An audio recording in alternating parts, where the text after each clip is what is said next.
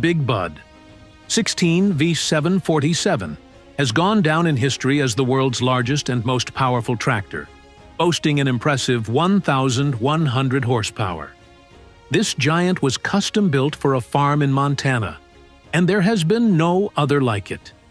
Equipped with a 16-cylinder Detroit diesel engine, it's truly the king of heavy-duty farming machines.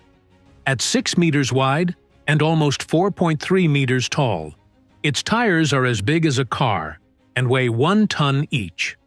Although it's older compared to modern tractors, the Big Bud 16 V747 is still a legend.